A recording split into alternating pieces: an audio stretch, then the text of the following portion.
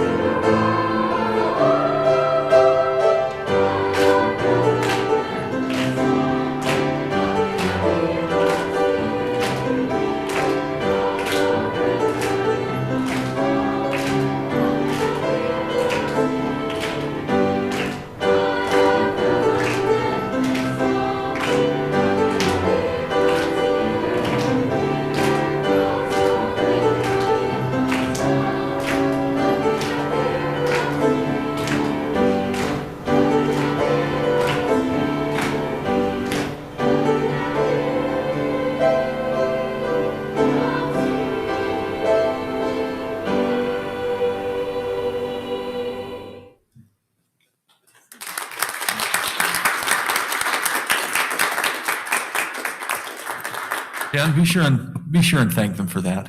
Thank you. Awesome. Thank you for bringing that and putting that together for us this evening. I don't believe we have any mayors here. We do have one signed up for citizen participation.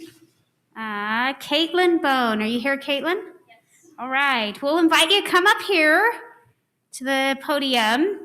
And then if you'll say your name, your address, and then make sure you pull that microphone right down so we can hear you really well. Okay. My name is Caitlin Bone. My address is 6340 South, Mount Vista Drive, Taylorsville, Utah, 84129. And hello, my name is Caitlin Bone, and I am a junior at Taylorsville High School. I'm here today because I'd like to briefly address the topic of school activities, school dances in particular regarding COVID-19. I, along with many of my peers, believe that we should still be engaging in these activities. Extracurriculars are vital to the school experience, especially during these times. To begin, I want to bring to attention the situation in classrooms. Our rooms, at least at Taylorsville, are small, and it's impossible to follow social distancing regulations. At the most, we have maybe 2 to 3 feet of space between us. We likely have the most space during lunch, which is when people generally stay in groups with people who they are close to, each group spread out across the lunchroom. And I want to ask, would a dance not be similar? Groups of people generally staying together with each group kind of divided across the room. The difference is a dance might actually be safer because during lunch, students take their masks off to eat, while at a dance, masks would remain strictly on. Students are generally very good about keeping their masks on, and I believe that during a dance they would. In addition, if needed, dance times can be staggered to prevent too many kids from being in the room at once. Mandatory mask wearing does not apply to athletes, but as a safety precaution, they test weekly in order to continue coming to practices and playing in competition. So I wonder, with the new Test to Stay program, how easy would it be to test students prior to coming to a dance? You get your results back so quickly. If the possibility of students picking up COVID-19 between testing day and the day of the dance is too high to risk it, why not test them the day of the dance? Besides, athletes are only tested weekly, so a dance might be safer. This is something that's important to me, and it's important to my friends. You don't get this time in your life back, and even while your school years are a sliver compared to the life ahead of you, you don't get them back. Assemblies and dances and after-school clubs are the most memorable parts of high school, and I don't believe that we should stop having them, especially now when kids are being shut out from the world and kept far away from their friends. They're what make going to school fun. And it would be incredibly disappointing to graduate and never have gotten a homecoming when there are ways that we could have one safely, and I think that we should still have extracurriculars.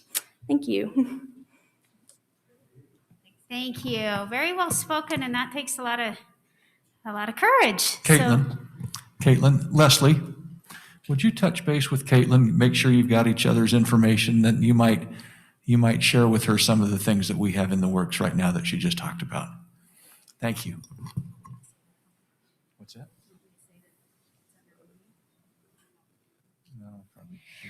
okay, sorry about that. Next on our agenda is the consent items. Board members, we've had this since, I believe, last Thursday to review. And with that, I will entertain a motion. I move that we accept the consent agenda. I'll second it. All right, we have a motion and a second to approve the items on the consent agenda. Any further questions or concerns, board members? All right, all in favor, say aye. Aye. Any opposed? All right, motion passes unanimously. You just made an appointment. I And if we might, John, if you'd come forward and talk to us about that a little bit.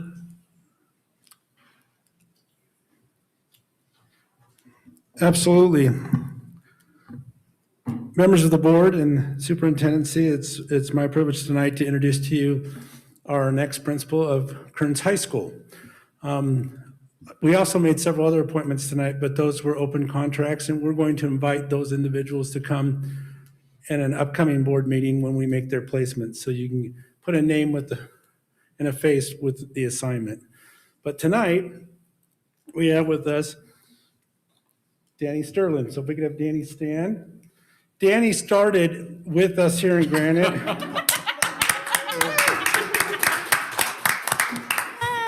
I hope that people at home can see that Danny just sported a Kearns High baseball cap. You can keep that on, Danny. That looks good. Danny actually started in Granite as a junior high student. He was like he said earlier, his dad taught in Granite, and he was a student in Granite. You might have even started in elementary school, huh, Danny? Seventh grade. And then he attended Kearns High, and he also was a teacher at Kearns High and a coach. And then he did his internship at Brockbank Junior High. And then from there, he was the assistant at Eisenhower Junior High. He was also an assistant at Granite High School, then became an assistant at Skyline High School, and from there he became the principal at Granite Park Junior High. And then for the last several years, he's been serving with me in my division in the School Leadership and Improvement as one of our secondary directors. And Danny has always had it in his heart that if he ever got the opportunity to be a high school principal, he would want to do that at Kearns High. So this is a perfect fit. And when I went and met with their community council and asked them the attributes and qualities they wanted to see in their next principal, they might as well have been describing Danny Sterling. And so we'd just like to congratulate him on this appointment, and we'll give him a second to, well, let's give him a round of applause because this will be great.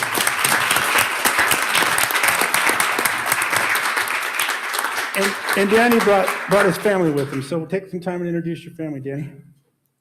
If I may, I'd like to introduce them as I did in my last appointment, and with that, I am focused on our district high school graduation goals, identifying those kids that are kindergarten class, not earlier, and what year they're going to graduate. I'd like to do that again with my son Samuel, class of 2022. Don't ask where he got the red hair, we're still not sure. My daughter, Abby, who was class of 2020, who is now a freshman at BYU, joining us on FaceTime right now in her BYU dorm in Provo. Say hi, Abby. All right. And then my wonderful, understanding, supportive wife, class of no way I'm going to tell you. But nonetheless, a Kearns High grad just like myself. Wow.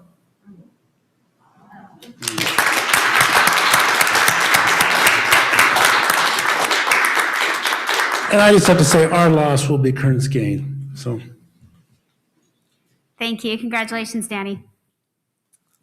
Next on our agenda, we get to start our action items, first of which is our calendar. This is a calendar for the year 2022 to 2023. We plan that far ahead. And usually I give my little speech that there's nothing that brings controversy out like a good old calendar debate.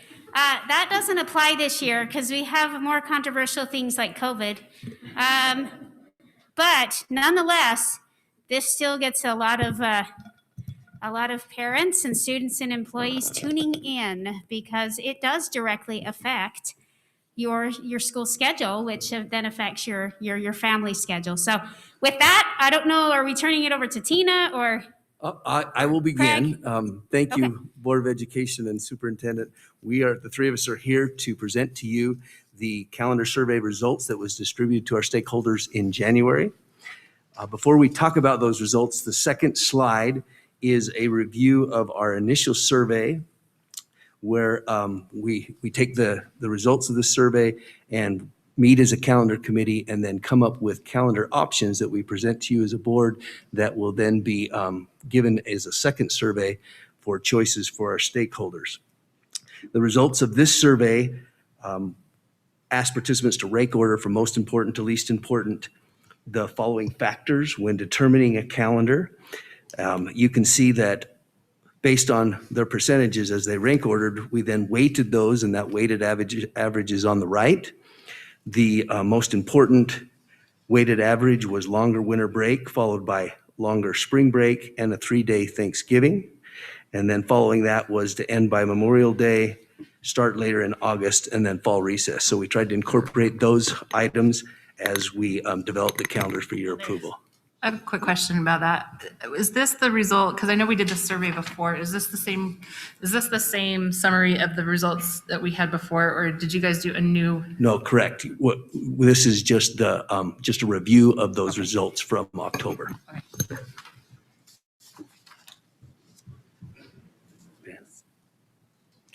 Sorry, I'm getting people, I'm trying to do 3 things at once, so I apologize. The YouTube shows a different version, and I'm trying to fix that. So if I keep going in and out of the presentation, that's why. Next slide. So going to your question there, Nicole, with respect to the survey, just a reminder, every fall we've been doing, at the request of a board, a general calendar survey. And we send that out and we generate some ideas of people's preferences for different types of schedules. We remind them of all the conflicts that come up as a result of the schedule, that we can't change holidays, we cannot change the seasons, we cannot change certain aspects, but there are some things that we do try to accomplish, like getting as much instruction time before testing starts to occur. And some of those things the calendaring committee has set as a priority. And then we get that feedback, we create the options, and then we obviously present those back to you actually back into December. Then we come back in January, and through the whole month of January, send out this new survey to all of our patrons. We obviously collate and disaggregate that data based on employees, students. We encourage students to participate, parents and employees, and then parents as a whole. So we actually can disaggregate and identify who supports what in terms of the 2 preferences that we put out there. I want to be really clear. We're not asking people to vote on a calendar. We're asking for their feedback and for their preferences. And so that's a really important distinction, because every time the board invariably selects a calendar, somebody will reply back to you or to me and say, that's not what I voted for. And so this is not a vote. This is just asking people's opinions with respect to what they like in the calendar and what they're seeing. Our next slide speaks to those questions and allows us to disaggregate that data. The only question that was different on this survey was the 6th bullet down, which asked our stakeholders to please give your input by clicking the calendar option that you support. Also on that, we would like to make a note that often we will hear through the responses that we don't listen to them. So we shared the link to the data from the October survey with them this time if they wanted to check that. So then from the District Community Council, it was asked if we would find out which networks, on the next slide, that people are giving input from.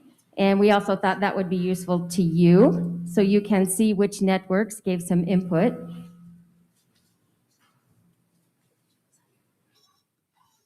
On the next slide are the actual survey results. For this year in January, we had 7,062 responses, and those were made up of about 14% students, about 52% parents, about 25% employees, and then about 9% that are employees and parents. And then along the bottom, we just gave you a comparison of how many survey responses we had had in previous years. We felt really good about our response from parents and employees and also students. Pretty good response. I was just going to point out, you probably see an anomaly in the number of responses there. There was a year where there was a lot of feedback with respect to ending before Memorial Day, and that's that bump that you see there. 7,000 is a great response rate. We feel really good about any time we really get above 10% of our households, which is about 45,000 households in Granite School District. So if we get one household response and we're in that 10% range, we're well within norms for this type of survey, even though it is self-selecting. Okay, the next slide shows you the input that we got. 52% liked option A, And Ben, can you forward that? and 48% or so selected option B. And then we disaggregate the data to show what option the parents liked best. And you can see that they like option A. What option the students liked best was also option A. Employees, you can see there that they selected option B. And then our employees who are also a parent selected option B. Tina, just real quick, the thing as I reviewed these results, on the previous slide, we have a high participation in parents, and then also fairly good participation with students. But those two numbers, if I'm doing my numbers right, 65% of our responses actually come from the student-parent category, which would be the top part. Does that make sense? Am I reading those Yeah. numbers right? Am I interpreting that right? That's a good estimate. I didn't do Because that math. I know sometimes when we look at this, it just looks split, but to me, I always look at how many took that in different categories. Yep. So, okay. Yep, that would be correct. So then we try and look at the survey responses and group those to what we are, this is their actual comments, what we're hearing the most about. The first one that popped out over and over and over again was school start later in August. That was very prominent. The next one was winter break should be 2 full weeks. That was read over and over and over. It was interesting how many of the parents said that they liked distance learning on Fridays, and could we keep that? I was actually shocked by that. Another one was spring break should be later in April and attached to Easter. In fact, some said that they would like option B better if that were the case, but I believe it's option A that has spring break earlier. Also mentioned was school to end by Memorial Day. The end of term should be before winter break. There were several that mentioned that. They said that the emergency closure should be eliminated as it will be a distance learning day. I thought that was very intuitive of them. The end of term days should coincide with holidays. I think that then makes a longer break for families. And this year, I think more than ever, and I don't know if it's a sign of the times, but there were more appreciative comments than ever. I have to say I was actually kind of excited to read them. So, Can I just ask a quick question? I get that these are anecdotal comments, but is there some kind of ranking? Like, is start school later in August the top comment? Is there a ranking order here? Yes. On the page? So out of the 7,600, probably about 5,000 had comments, and we don't actually do a tally all the way through those 5,000, but if you were to read through them, and we sent you the raw data, that one seemed to be the number one thing they were mentioning. Thank you. And I want to be clear, Tina read every last one of those comments. You don't want to miss something, right? You're presenting to the board, so.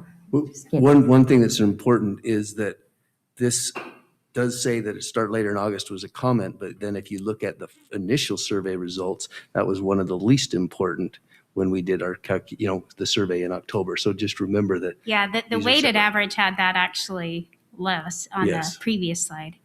And can I just give like a general comment real quick? If you look at these general numbers, when we have a 52-48 split, that means 52% or 48% are not going to be happy with whatever we do. So now as a board, we're just tasked let's consider this and do the best we can. I just want to say we listen, we hear you, but 100% of the people aren't going to be happy with whatever we choose tonight. And thank you so much for saying that. We like very much to have a larger discrepancy, but that is the data that we got this year. So what we're asking is, can we adopt one of these drafts for the 2022-2023 calendar? And we're happy to answer any questions that you have.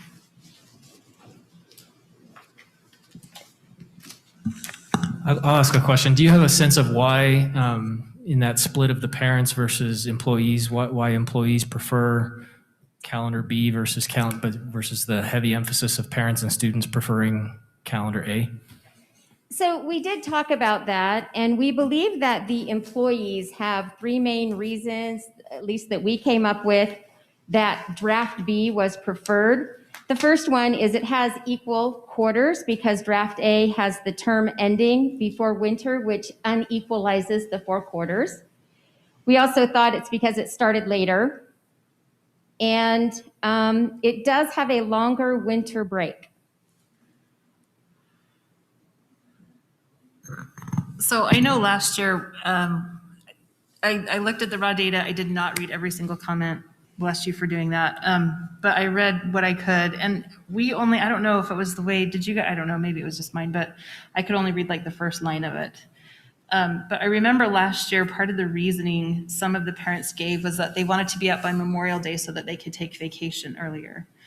I just feel like, did you read any comments like that this year? Was there anything, I hate that we're basing an educational decision on somebody's vacation plans. Was that brought up at all? Or did we have a reason why parents so heavily weighed in on the A? I don't have a reason for that. I was just going to point out your comments with respect to when we did analyze both the parent side and the employee side of this. It did feel like more parents preferred the out by Memorial Day for whatever reason. That being said, there's a couple other components of A as well that we think are more attractive to families as a whole, with the breaks the way they're spread out. There's also something new we're trying this year that we discussed very briefly last time, just pointing it out for everybody, is that the semester break on calendar A comes at winter break. And that's something kind of unique, trying to take the stress off of students before the break, and they're not worried about things during the break. So there might be some of that playing into calendar A as well. And I think we had one more thing, Spring Tina. break is attached to Easter on That's right, draft A also. And some Which you can people- see is one of the top comments. So is there a reason why we couldn't have had spring break? That was just the option that you gave? Because I know, I read some of them that said, I'd really like spring break later. Otherwise I would have chosen, draft B. I like draft B, except that I want spring break later. Which is very easy to do and keeps the days the same in each of the 4 terms. Is that It makes it a little bit choppy because then on March 24th, you have the end of term, then you have a week of school, then you have a week off of school. Right. So you're just getting that week, that spring break really early in the last term, and obviously right before end of year testing. And as soon as you read that from a patron, you then read from an employee, probably a high school teacher, that prime testing review time just before the AP exams and the IB exams. So lots of fun choices here. Can I chime in? Go ahead, Julie. I also noticed that this survey was given January 7th, which was right when we as families were in the middle of that weird moment between January when we come back and there were like 3 days and then the end of the term this year. And I felt like maybe that could have influenced people to say, okay, yeah, we wanted that semester break at the end of Christmas. So I just wanted to point that out, that I think the timing anecdotally could have been influential. I'm not sure that I feel like that explanation is good enough that it should explain away anything or invalidate the data. I think we should still look at the data as the data. But I did have that little thought to share about it. Could I point out something with respect to that in line with what she's indicating here? I think we'd also just come back from the longest winter break we've had in recent history, which was very nice. And I think along those lines, obviously what's at the forefront of people's minds can bias them. I would point out, though, that this is not in any way, shape, or form intended to be scientific results. And it is a self-selecting survey. And those who care the most about this issue are the ones who are participating. So with respect to that, I know we see some close numbers here, but I bet if we did an actual formal scientific survey, it might be spread out just a little bit more. I'm still going over the number where, on paper right here, A and B is only a 4-point spread, but I'm still trying to weigh in my mind. But our parents and our students are 65% of those who participated, which to me should put a little bit more weight on A. Calendars are hard because there's good components of each option. And, sometimes it's hard to get the perfect calendar. But to me, I'm leaning more towards A, just because our parents and our students are the ones, they're our constituents. Some employees are our constituents as well. But I'll open it up. That's where I'm at right now. I move that we accept calendar A for the year 2022, 2023. I'll second it. All right, we have an option on the table. I'll open it up for comment just a minute. We have an option to approve calendar A for the 2022-2023 year and a second. Board members, further comments? Yeah, I had a comment. Can I? I'm not sure when it's my turn to speak. Okay, so I feel like it is really important not to discount the fact that calendar B is really much better for teachers. And calendar A looks very hard for teachers. And I've been asking people, what is hard about this for teachers? Because I've gotten quite a bit of feedback from teachers about, please don't do calendar A.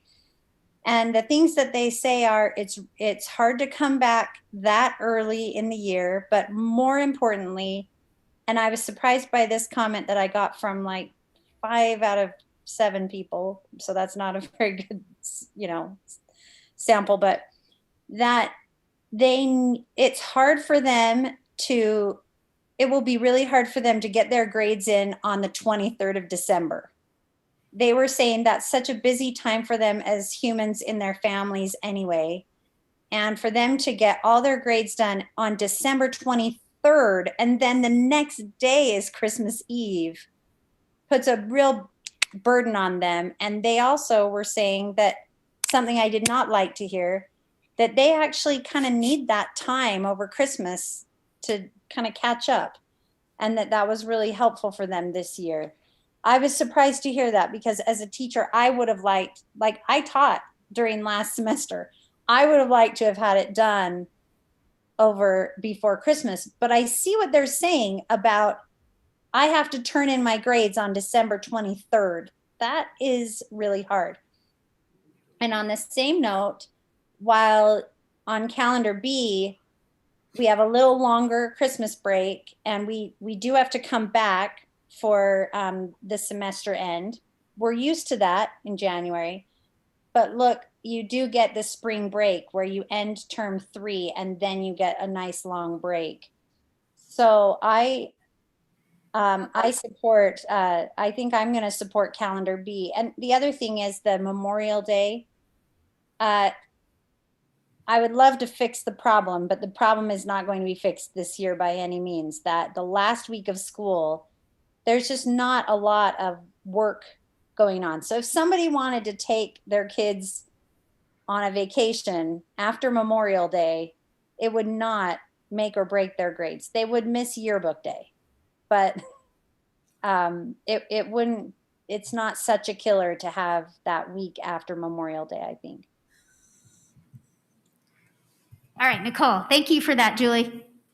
I appreciate you saying that, Julie, because I agree. And I'm just going to go back to, especially for anybody who teaches a semester class, having that much of an imbalance between the two, especially when that first week coming back is spent going through all of the, procedures, one of those days is 7th grade orientation or sophomore or freshman orientation. It's so, I just personally, I look at that and I think that is such an imbalance between those two.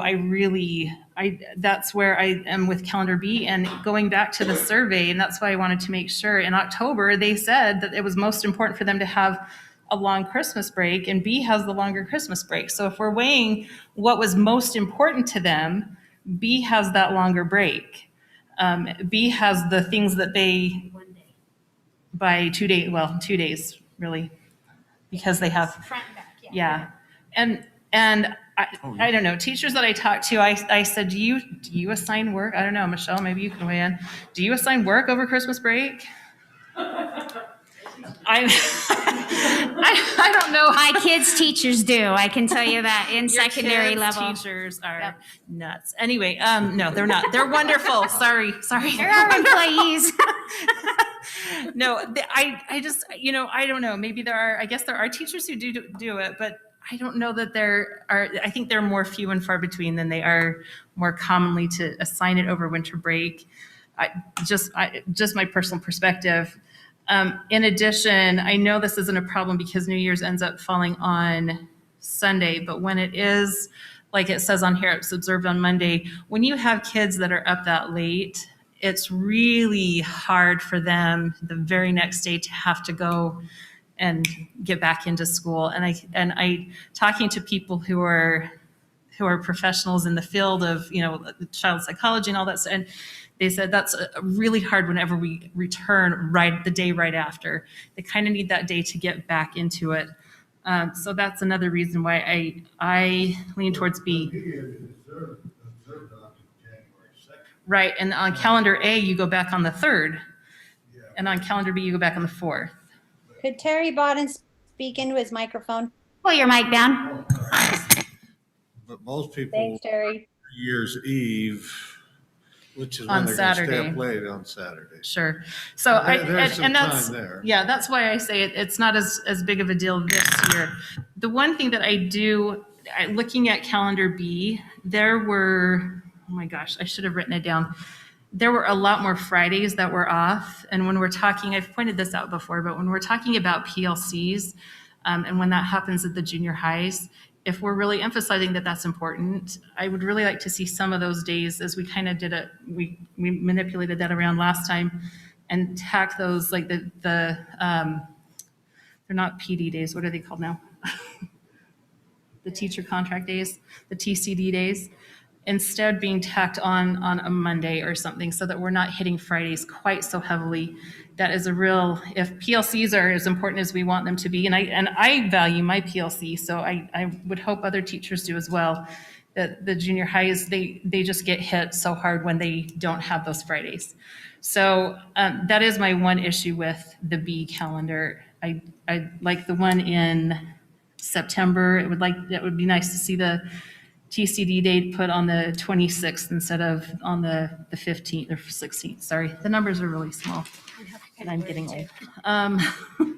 The one in October maybe be tacked on with the fall break, just to kind of balance that out a little bit. That's just my thoughts. Anyway, okay.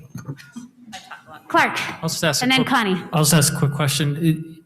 It's some feedback I received, and I'm curious if it was a consideration in either of the two calendars, but at the secondary level with AP classes, the AP dates are set nationally, and you get only so many days of instruction leading up to those. So I've had AP teachers and others inform me that they prefer those days earlier on rather than after Memorial Day. Is that a consideration in A and B, or is it not necessarily considered? We always consider testing. We have IB testing and AP testing and where they fall in May. So it is something that's a consideration, especially with those members on the committee, but it wasn't something that we took survey results to help us define that. We did look at the end of the calendar, and oftentimes end of the year state tournaments and competitions fall on that during that time. And so that was a factor in trying to separate the calendars to give some options. I'll also point out that you have a school counselor serves on the calendaring committee for that express reason.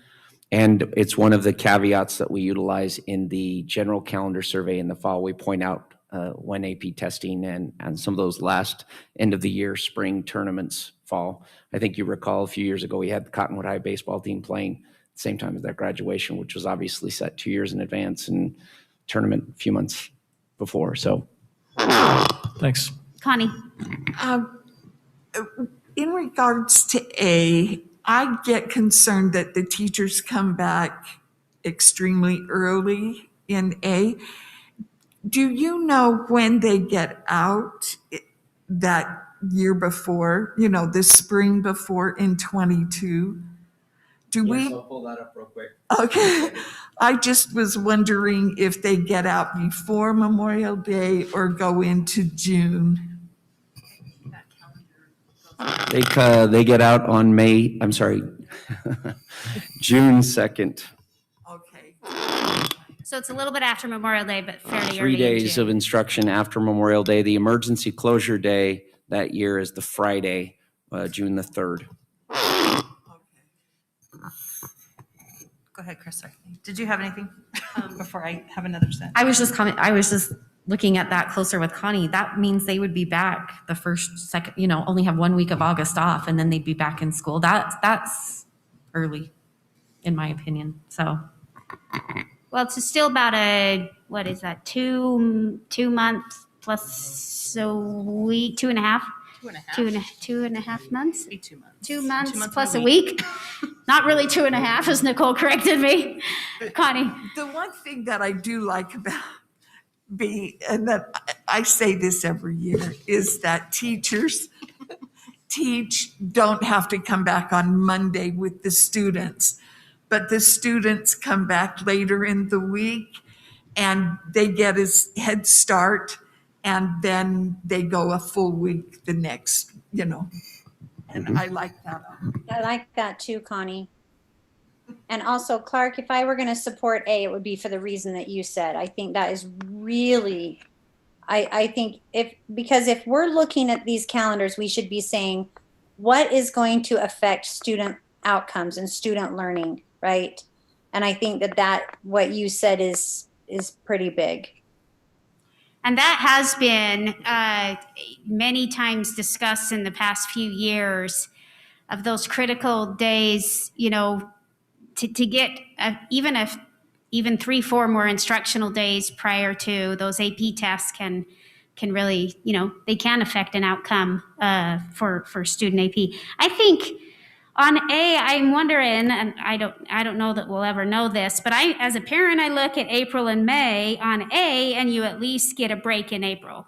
Whereas you go look at B, and it is full throttle all the way in April and all the way in May. And I'm wondering, as families, looking at that calendar, we can clearly see in some of the survey results, people love their breaks and they want long breaks.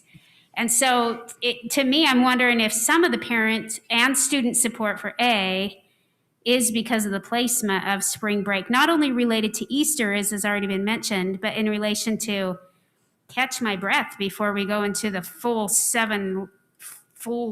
that let's push hard to the end of the 7 weeks. And so I think B has merit. I still, for AP reasons and for listening to parents personally, this is hard. Like I said earlier, there's good parts of each and people will be upset. So those are just my thoughts. That our constituents are. Can I add one more thing? Yeah, I think if we were to look at student achievement, A will help AP students and will help students when they're taking their final tests. B is going to help to make sure that students get the most out of their semester classes, both first and second semesters.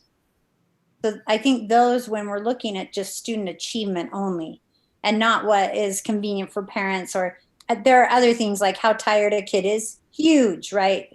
Those breaks are really important to student achievement. I don't want to undermine their importance, but I think those are kind of the two major issues that are going to affect student achievement as I look at these two. Honey. Can we move the spring break to that first week in April? On draft B? Yeah. Yes, and that would keep the number of days the same in each term. So Julie and Clark, I grapple with this every year because to me 4 days. I realize 4 days is a big deal, but 4 days is only 4 days, and I totally agree that we need to be looking at this from a strategic standpoint. And I think spring break being there in April, to me, at least when I'm thinking about festivals or AP tests or anything like that, the spring break there in April is a tough place to put it because you are right before testing, and that is prime testing time to, prime time to help with that. And I understand, I do understand and appreciate the thought that this is, when, I guess my thing is we're creating a calendar and we're basing the decision on how many kids who are taking an AP test. And But it's not just AP kids, it's kids taking the RISE test, and I mean, it's the ACT, right? It's all those tests. So Sure. it's not just AP kids, it's the whole population, really. Sure, and I like I say, I understand that, but is that, I don't know, maybe I'm just naive in that. Is that 4 days really going to be? Well, I'm still supporting B. But I just am seeing that those are really the two issues that we're grappling with. But can I just did the math, and you did it before with calendar A. The difference between the days in the first semester and the days in the second semester are huge. And that I mean, there's 9 days difference. Those are almost 2 teaching weeks. days. That's Yeah, 2 weeks. That's huge for students that have something in the first semester.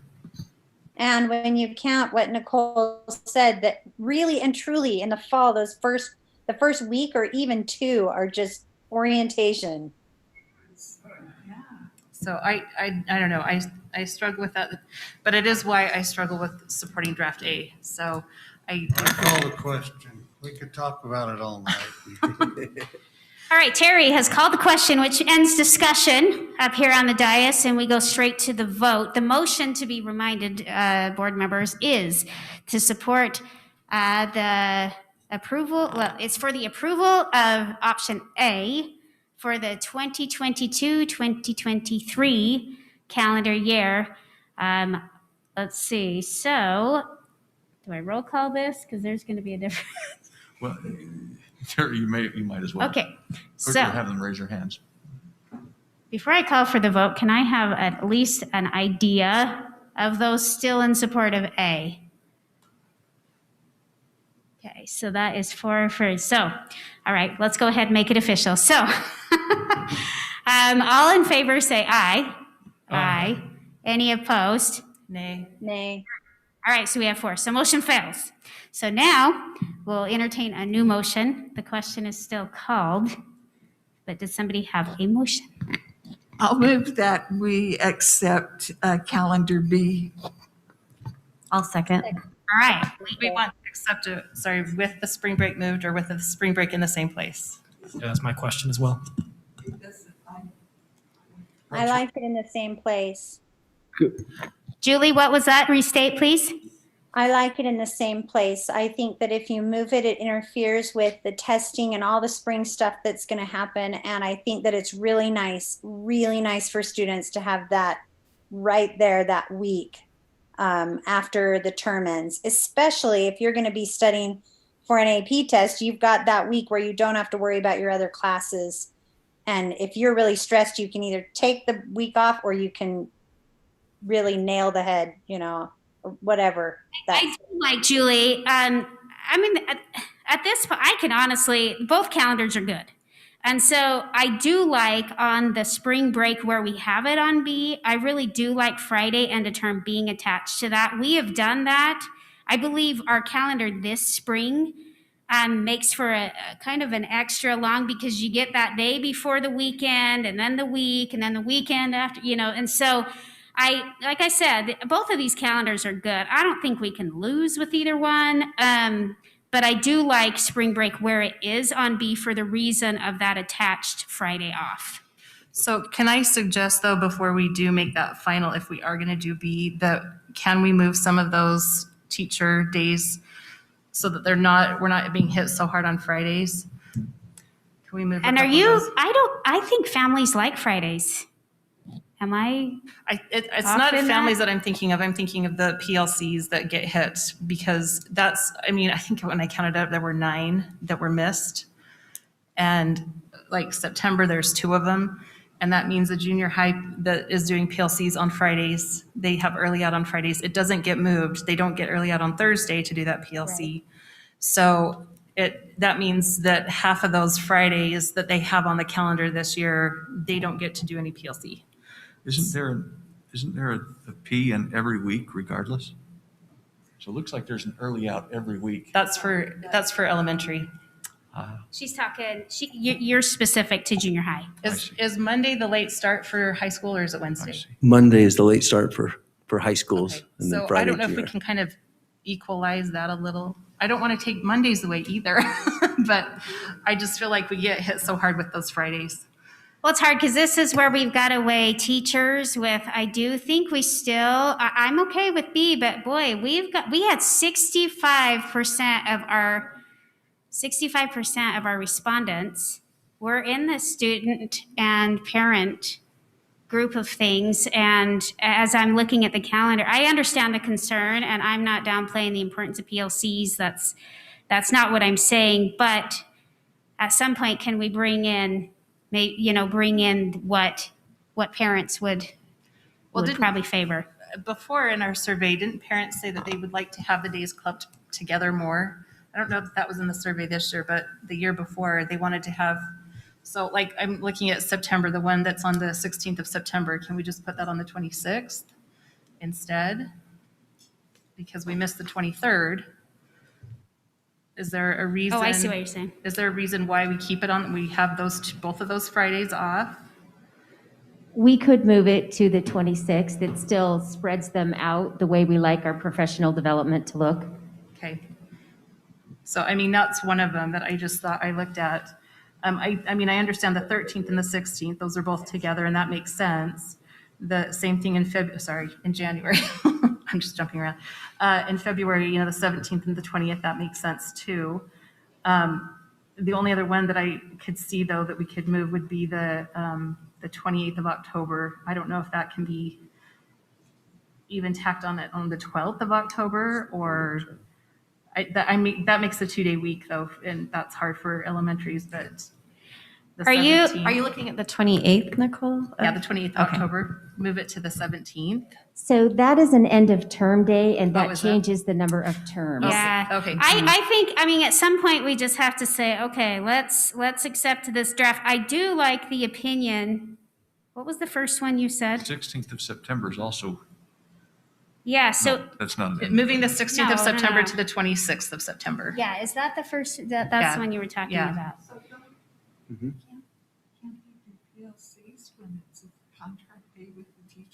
Pull down your mic. I'm just asking if PLCs can do it when it's a contract day for teachers. I don't know. Or is that something else? There is collaboration that happens, but as far as scheduled PLCs, they're not on those days. Thank you. All right, so are we to a point, we still have another action item.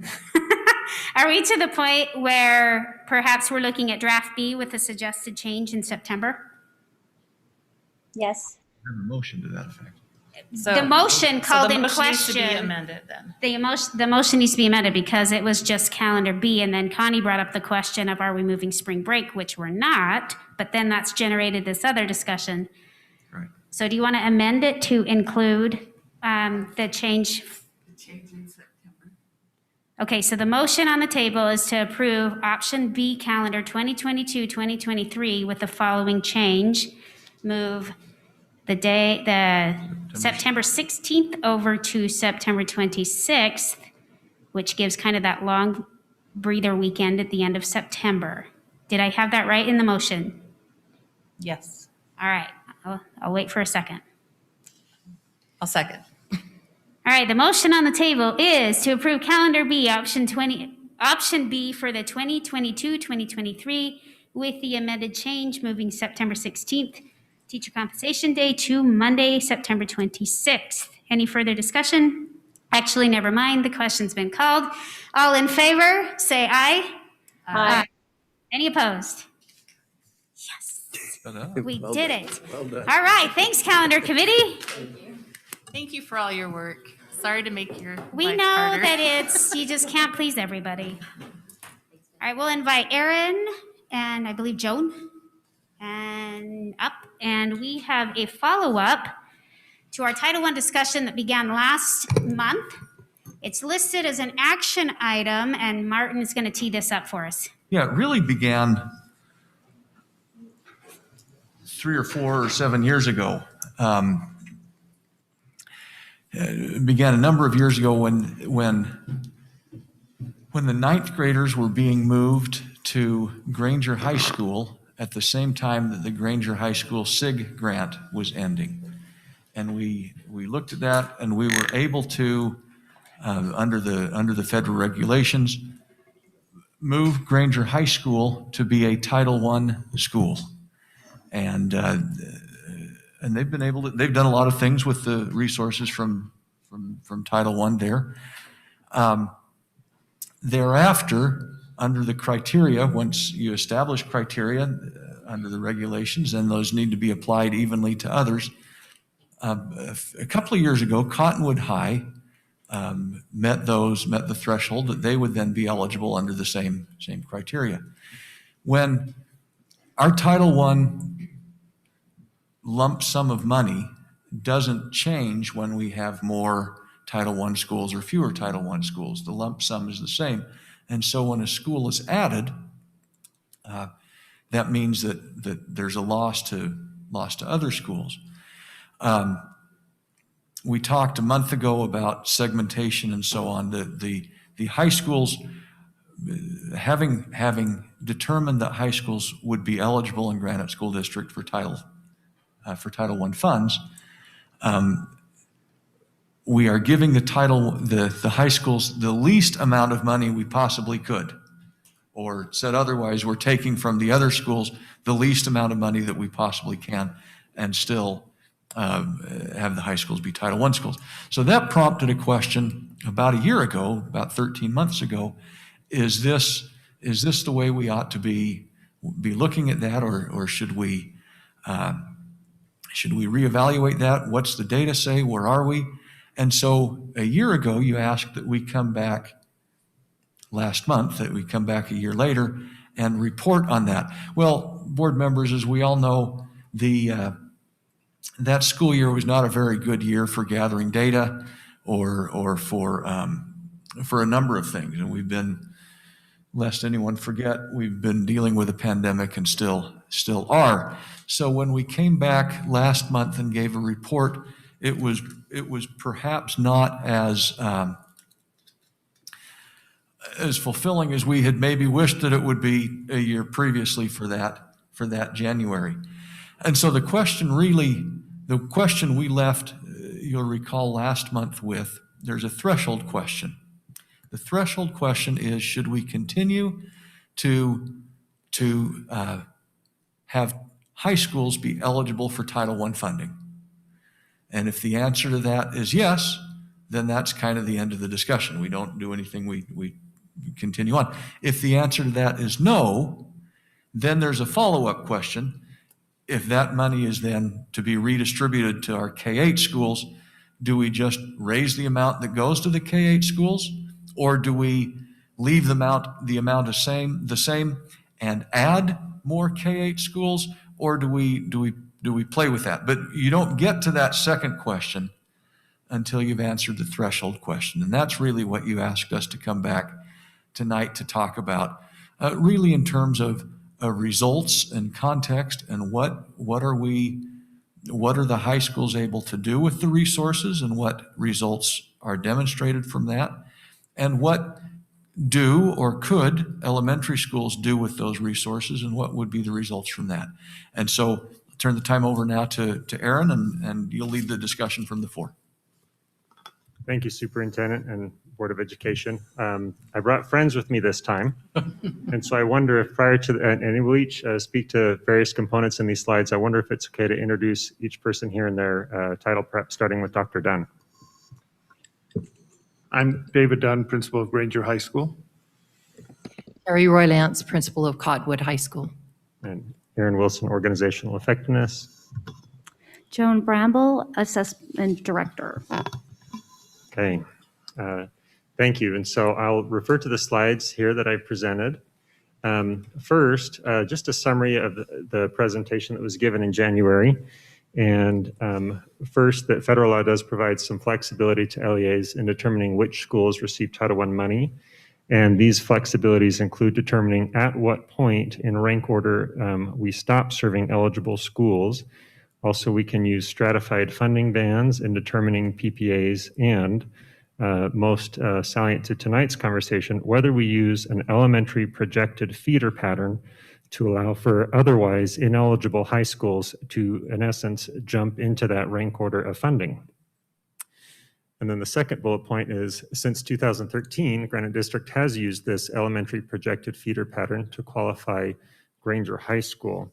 And this funding option that we have used is very much legitimate, although it is rarely used and contrary to national norms.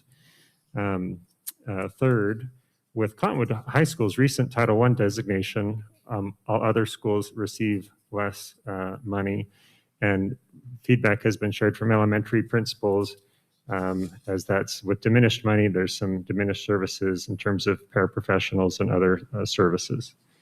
The fourth point is internal Granite District research shows that achievement is not primarily influenced by money.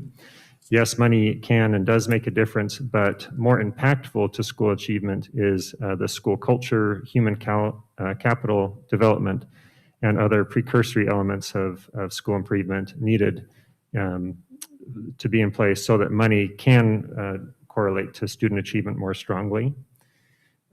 As Dr. Bates mentioned, and this fifth bullet point, the question explored was, is a K-8 funding model or a K-12 funding model more effective? And as we learned last time, and as we'll explore more today, there are arguments and counter arguments to both sides. Simply put, a K-8 argument is more consistent nationally and closes achievement gaps in younger grades, which is easier and perhaps more quicker than addressing older students. But a K-12 argument is to face the truth that poverty does not go away when a student enters high school and is needed for that last push towards graduation. 6, switching to a K-8 model allows for 3 options, as Dr. Bates mentioned, to increase funding to other eligible schools. And if the board chooses to change our methodology or policy in how we qualify high schools, then we can explore those 3 options if desired. 7th is, after research and painful deliberation, my department's recommendation is the K-8 funding model. I mention that because, board, the ideal choice is not before us. I wish very much that federal statute said we could give some money to high schools and the rest to our elementary or K-8 schools, but we are already providing the minimum PPA to our high schools. And then this last point, the rationale for a K-8 model is that early intervention is the biggest return on investment. We'll speak to that a little more later in my presentation. So the initial question before us is not, do we take money away from high schools? And it certainly is not, do we take money away from Granger or Cottonwood? Recall, board, that we must serve schools in rank order of their poverty. And if Cottonwood High Schools and Granger poverty levels are such that they show up in that rank order, we must serve them, whether they're a high school or not. But also recall that their free reduced lunch percentages that make them eligible are not populated from the high school students themselves filling out these forms. It is data that is from their feeder elementary schools, which is projected to be their own. So the question at hand I phrased in this top question is, in determining the poverty rank order for schools in Granite School District, shall the data used by the board to measure poverty for high schools be the high school's own free and reduced lunch percentage, or shall the data used to measure poverty for high schools be from the poverty levels projected from their elementary schools? Note that this question by its nature does not discriminate against high schools or favor elementary schools. It simply says that all schools shall be treated the same in determining their poverty levels. That is, by the number of patrons attending that school who fill out and receive free reduced lunch, regardless if that is an elementary or high school. And so put more simply as a yes or no policy question, I read, for the purposes of determining Title I eligibility, shall the board continue to measure poverty in high schools based on a projected feeder pattern? So what the rest of our presentation will have is Dr. Dunn and Principal Roy Lance speaking to some information on high school. So I'll turn the time and clicker over to them if there's no questions to this point. So Dr. Dunn and I appreciate the opportunity to address the board and superintendency just for a couple of minutes tonight. And I certainly understand the difficulty of the decision that you have about this Title I funding. Just a little background. Before I was hired as an administrator in Granite School District, I worked as a reading specialist in Canyons District. So I am very, very well aware of how important it is to have students reading on grade level. Since coming to Granite, I've been an elementary principal and a junior high principal, and now I'm a high school principal. So at all three levels, there are needs for our at-risk students for one reason or another that are struggling academically. So the purpose of all of our schools is to prepare our students from elementary through high school to not only earn a high school diploma, but have that knowledge and those skills to be successful in whatever they choose beyond the high school after that diploma. Currently on the high school level in Granite School District, Title I funding is positively impacting between the two of our schools, 4,800 students in Granger and Cottonwood. For many of our students, earning a high school diploma requires additional support in the form of paraeducators in the classroom for most subject areas, especially for students who are not reading on grade level. It also means additional support for credit recovery, tutoring, and even after-school programs. Now, personally for Cottonwood High School, this is our first year of receiving Title I funding. And extra support for us came in the form of a Spanish-speaking administrative intern and an instructional coach, both of whom have been game changers in our building.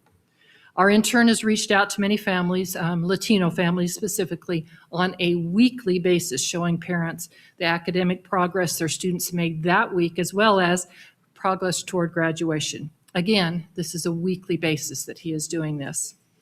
One of our wonderful Latino moms expressed it best when she said, "Thank you, thank you, thank you so much for helping me understand school for my son.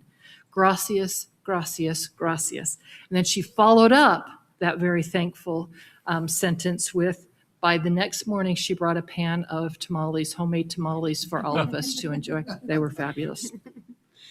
Our original Title I plan included a series of parent nights where administrators, counselors, interpreters, and community outreach workers could help our students and parents prepare and become more involved with the educational process. This is a huge need in our school where we have many languages, dozens of languages that are spoken. Due to COVID, our plan had to be changed to virtual, and it was not successful. So we are hopeful that funding will be available so that we can do this in a somewhat normal year. So once again, I want to thank you for the opportunity to advocate for my school. That's what I do for Granite School District. I am the advocate for Cottonwood High School. So Dr. Dunn will take it from here. Thank you. Thank you for allowing us a few minutes. I'll start off by saying I'm an advocate for my school. I love Granger High School, and I have been fortunate to have this funding for the time that I've been there, for the 7 years. And in the 7 years, we've been able to do great things as a result of this funding. Our enrollment continues to increase. Year after year, we continue to see our numbers increase. This past year, we started above 3,300. As a result, I think it speaks for the culture of our school, creating a place where students feel safe and they feel they're motivated to get to graduation. And what is that a result of? That's a result, I feel, of having the support in place to help students. With that large of a school and with so many of our students at risk, it's important to provide that support in all aspects of our school. With our funding, if you take a look at some of those numbers up there, we have close to probably 13 people that are being funded through that. counselors. We're having a ninth grade advocate, which is certainly pushing towards helping us with graduation rate, which if a few months ago I was able to present some data and it showed what our graduation rate has been doing. We have mentors. We have several paras in classrooms, bilingual paras, helping our students, which so many of our students do come into our school not speaking a word of English when they arrive, and having those paras in those different classes. We also have counselors. We have a counselor that we're funding out of this, as well as social worker. And with our situation right now with social and emotional learning, we feel we need that support. So I look at what would happen if that was taken away from us. And we continue to do our best. We'd work hard and continue, but I feel there would be quite an impact in a lot of aspects of our school. And that funding, we've been fortunate to have it. And as a person who loves this school and advocates for what we are trying to do and continue to try to do, it's a concern. It's a concern. And I know you have a tough decision to make because you have to look at the big picture. But when I'm looking at my picture and I'm looking at my school, I don't know how we continue to do it. But you can see all the different resources that fund from that. One last thing, with having 152 teachers there, sometimes coming to a Title I school isn't a teacher's first choice. Yet there isn't another school in the state that can provide the support for teachers coming in. And if you've sat in any interviews with new teachers, one of the questions they will always ask us is, what support do you have? And I feel that at a Title I school, when we want to support new teachers, providing them with mentors, providing them with including our two instructional coaches, I am able to keep teachers at my school. And once they've been there and get that support, they usually stay and continue to want to stay at Granger and work with our students. So again, thank you, and good luck with the decision. Thanks, Dave. Terry, I think. Okay. Back to Aaron. Yes, well, I'm going to turn the time over to Dr. Bramble, my colleague.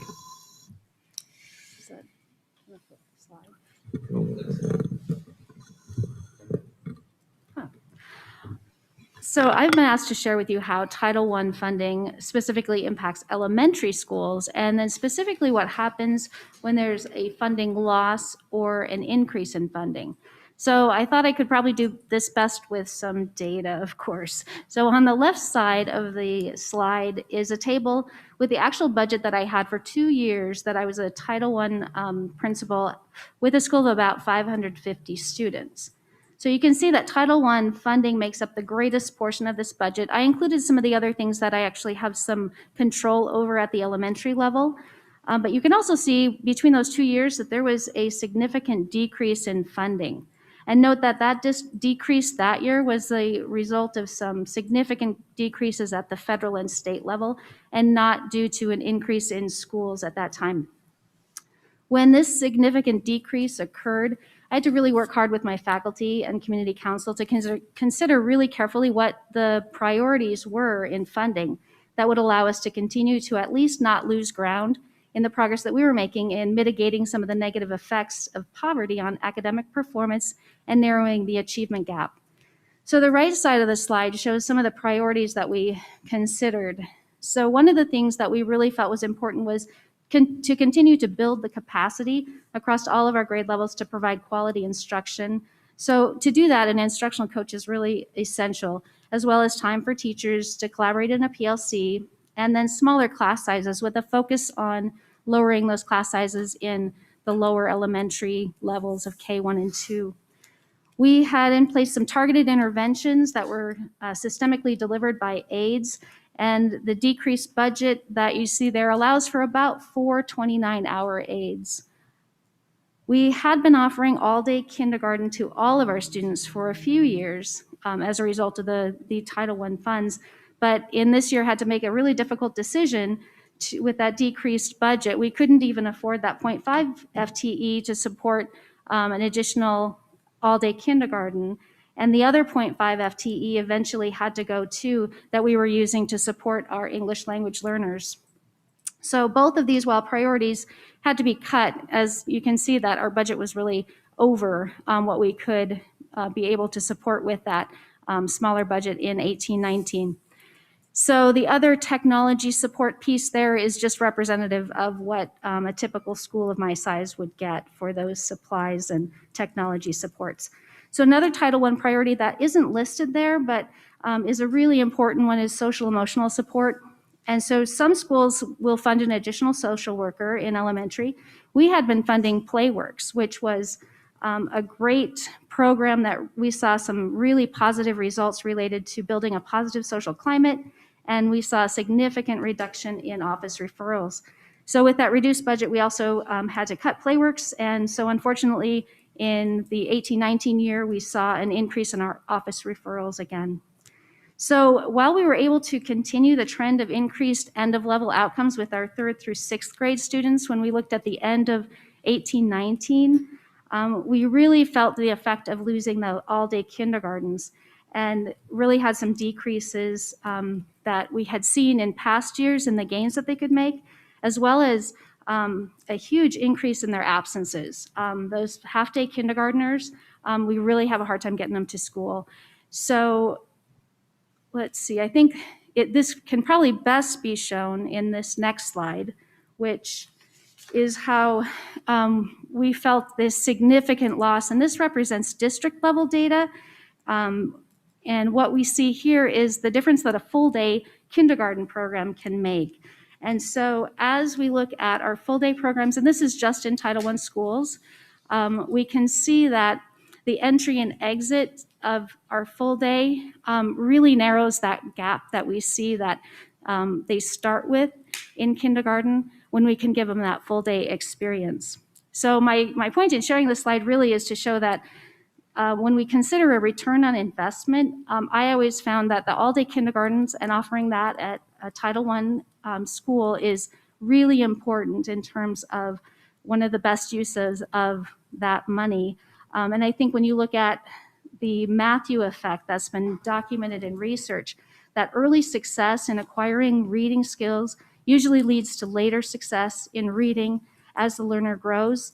Well, on the flip side, if they fail to learn to read before 3rd or 4th grade, that has been indicative of lifelong problems in learning new skills. So as an elementary school principal, again, I really defended being able to support really good programming early on. So I feel like that's a really cost-effective way to look at spending your Title I monies is early intervention. And so that ends our formal presentation, opening up certainly to questions, if of any particular type. Each of us are happy to answer. I leave with my proposed policy question for the purposes of determining Title I eligibility. So the board continue to measure poverty in high schools based on a projected feeder pattern. And yes, thank you for your time, board and superintendent. We're very happy to answer questions you may have. Go ahead. I was going to turn the time over to Martin. Do you have a question? I'll have a question, but Martin will Okay. go first. That's fine. Or do you want Clark to go first? Go ahead, Clark. So here's my question. If you go back to the slide number 2, which is your summary of the January presentation. Sure.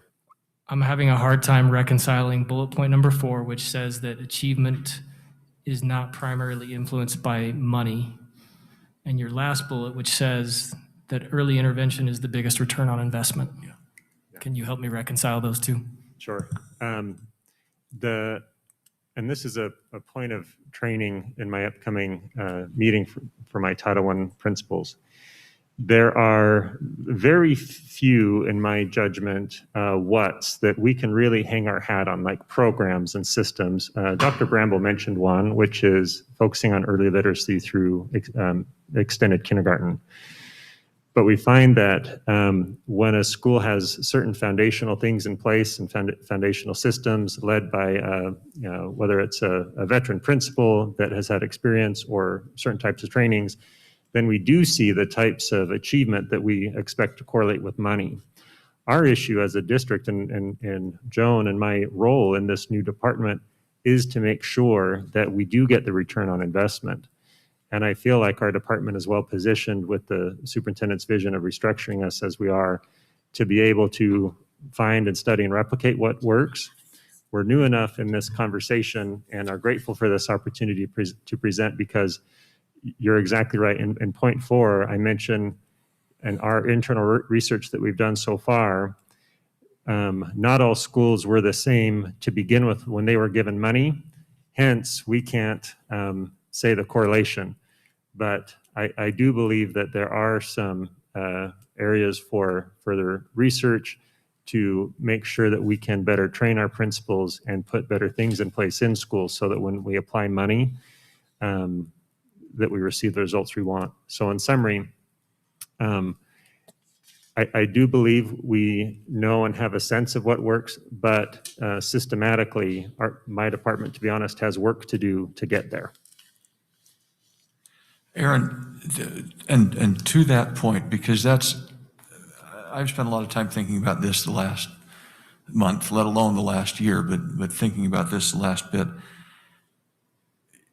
And I think the way you just said that was, we have the sense that, I think that was the first part of the sentence. Given that sense, and frankly, I tend to agree. I mean, my gut, my intuition tells me that the earlier one can intervene, the better. But if we're not prepared to put our finger on what that is today, then I struggle with making the decision today that money should be taken from schools where they can demonstrate the immediate effect, and transfer that money to another setting where we don't know where it's actually going to be spent, but we have the sense that it could be spent better. And perhaps that's a decision that should be deferred until you don't have the sense, but you can speak definitively. Does that make sense, what I just said there? Yes, it does. I think sorry, Aaron, did you want to complete your thought? Well, no, I didn't. Just thought I'd check. Here's where I am. I think, and I know a few board members have spoken with me on this as well over the past couple days. I think in my heart of hearts, I believe Title I belongs in elementary. As board members, we're tasked with overseeing a budget. And part of that fiscal responsibility is, are we spending our money, and can we show that we're spending it in the most wise, are we spending it wisely? Are we able to put the money in a group that's able to prove results? And as far as I see it right now, for me as a board member, looking at where we are, even though inside, I think elementary is where preventative measures is where it belongs. What I see ahead of me is, do I have enough data coming from the elementary source for me to make a motion to change course?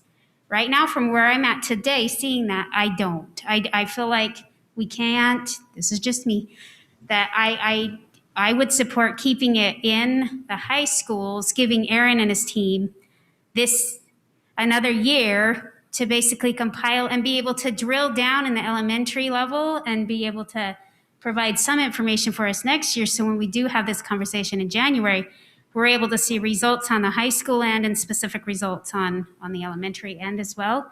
And then as a board member, I mean, that'll be a hard discussion, but I think we've got to have both variables. That's where I'm at. Board members, any other? Can I add something to that? I appreciate both those comments, because it feels like to me that we don't know if the money that's already being allocated to elementary schools, if spent in a better way or a more effective way to produce that return on investment that you think is there, would in fact produce that very same or expected return on investment without a change. Chris, did you?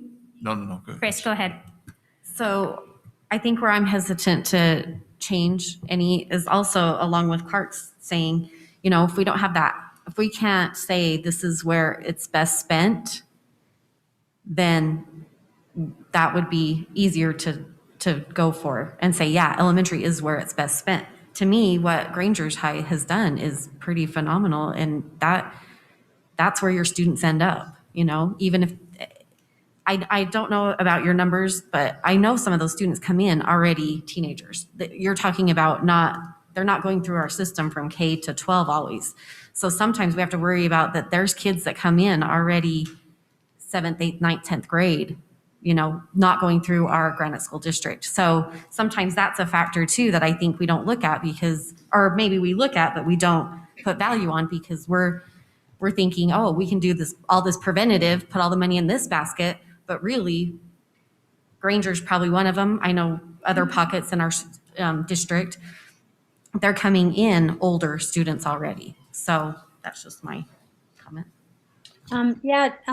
Dr. Dunn and Ms. Roylance, do you guys have any sense of the numbers of, you know, how many kids enter our high schools having not gone through our younger grades? Now, historically, Cottonwood has had a significant refugee population. That has been decreasing over the last few years for a number of factors, in my opinion. That's about to change. And Dr. Bates just said that's about to change. So we do have students. We have students that come here from other countries, having no formal education in their country as a junior age-wise. And then we want to give them the best start in their adult life. And so, yes, we are looking at a significant number of students in our school.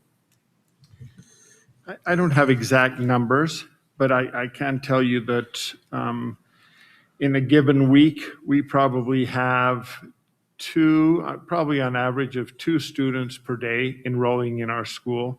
So we're losing students, but we're gaining students. So it's a continual, and they're coming from all over the place.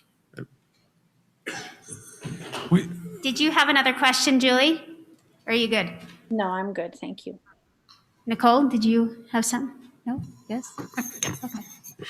And I might be on the minority end of this again, but I just keep going back to that statistic that I shared with you guys last time that, you know, it takes 15 minutes a day of one-on-one time to get a kindergartner up to make up the grade level, where it takes an hour and a half by the time they're in 6th grade.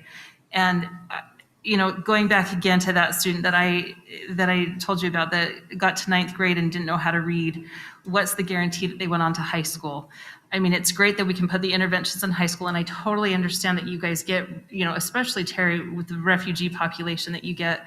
But if we can't get them to high school, it's not going to make a darn difference if we have that money there. We have to get them to high school. And right now, the crisis that we're looking at with especially our elementary kids with this COVID, they don't have, if they have had the, you know, the online or the distance learning, they are so far behind. We have huge gaps. And high school students are a little bit more self-reliant as far as being able to get things done and keeping on track, whereas elementary students are not. And I feel like we need to be putting, and I appreciate that we have these amazing individuals here to kind of steer this. I hope that we can steer this towards where is this funding? We do need to pinpoint that and put this funding where it is going to make a difference. You know, all day kindergarten, the things that are going to make a difference. But I go back to, again, if we can't even get them to high school, it's not going to make any difference of what they do with the high school money. And it's a huge chunk of our Title I money. And that is serving, you know, we need to be getting those kids to that point. And that's just, so I'm just still on that side of it. But Nicole, I guess a couple of questions that I would want to know is how many of our students are not making it from the junior high to the high school? Is that a big number? Or what is I guess you would also say our dropout rate from high school. Would you also include that in what you were discussing just now? She's asking you. Does anybody? I'm asking Nicole. I mean, well, I don't know that you know the numbers, but I mean, I think that those numbers would be important to look at. I think you're right; those are really important numbers. But and I can tell you that the number one place, at least when, I mean, as we talked about moving the 9th grade into high school, one of the reason why to move it to high school, I believe this is why Granger said they wanted to do it originally, was because that is the most common time for you to lose a student, is between 9th grade and 10th grade if 9th grade isn't into the high school. So that has, I believe, I mean, I look at the numbers and I look at the data, and we looked at Granger High School and their graduation rates going up, and I can't help think that it's not just because of Title I. I think you have made a culture there that has really helped these kids move towards that. I think moving the 9th grade into the high school has helped create that culture and caught those kids where that is typically where they drop out. So moving that 9th grade could be part of that reason also as to why we're seeing that upward trend of graduation. And so to say, I mean, and I don't want to sit here and say, Dr. Dunn, that you have not used your Title I money. You have. You've used it very wisely, and that's why it's so hard for us to sit here and go, did we yank it from you or not? But at the same time, is that just because of Title I money? I think there's other extrinsic variables that are part of the reason. The culture that they have there at Granger and even at Cottonwood are incredible. And that's part of what we saw, that the culture of a school really can make a difference with that. So as far as Julie, do I have a number? No, I don't have a number. I knew you didn't. I knew you didn't. Well, and it's hard too, because I do have more than me when I'm not. Okay, I was just going to say, we also factor those impoverished kids that do make it to high school and maybe they just need an extra support. Poverty doesn't end in high school. Right. And that's unfortunate. And we try to, I mean, we don't want anybody to drop out, but for those kids there are a lot of kids in poverty who are okay going to high school, but they just need that extra support to hold their hand and kind of get them over that finish line. Julie. Yes, I am very hesitant about the idea of continuing with the status quo forever. And one of the reasons why is because I understand that at any point, another high school could be put on this list, which would lower the funding even more in our elementaries. And I just think that's a really dangerous situation for us to put ourselves in. I also have read much research and very much do believe in prevention and early childhood education, and that money can be really effective in helping kids to narrow that achievement gap right at the beginning. I really do believe that. In this circumstance, I feel like I have no evidence that that is what is happening with it. And so what I would like to see is, especially since our data is coming from a very confusing year, I would like to see us go another year in the status quo and relook at this again, as you said, Karen. And next January, not only look at, what data we can from how the money has been spent in the high schools, but also how the money has been spent in the elementaries and what best practices would be recommended in those elementaries should they increase funding. I mean, one question I have is that those we have a bunch of elementaries that are still receiving funding, and are they using their funding all for full day kindergarten, since that's been mentioned as a priority, and I feel it's a priority too. And the other question is, what are the other best practices that they will spend that money on, and how will they make sure that they are effective? And the reason that I ask that is because, the reality is, you can tell me that you're going to put a para-educator in a classroom, but I have seen that we do not pay our para-educators that well. Those paraeducators are not always that helpful. Sometimes they're just sitting in the classroom, or they're just helping with behavior. and they're not actually, the teachers aren't actually able to help bring them on board, or they aren't skilled enough to help us come on board. That is not to say that is all paraeducators, because we have a whole group. We have a lot of paraeducators who are just so skillful and deserve way more money than we can pay them at this point. But the reality is that sometimes those things look really great in data, but in practice, it's not quite the same. And those are the kinds of things that I'm looking at and saying, I get the data, but I've also got to see how the practice is going to work. I've got to see that these principals know how to make the best of their paraeducators, or know how to make the best out of whatever it is that they're saying they're going to do, because at this point, we're not seeing any achievement coming from those best practices. Connie. Thanks. The legislature, in regards to helping the last year and to help those kids, do we have any idea how much? Is that going to be just a little bit of money to help those students that are falling behind? We expect a considerable investment from our legislature, and there actually is considerable investment from the federal government in catching kids up to Rick, we're going to talk about the ESSER 2 plan next month, the month after? Yep, March. In March.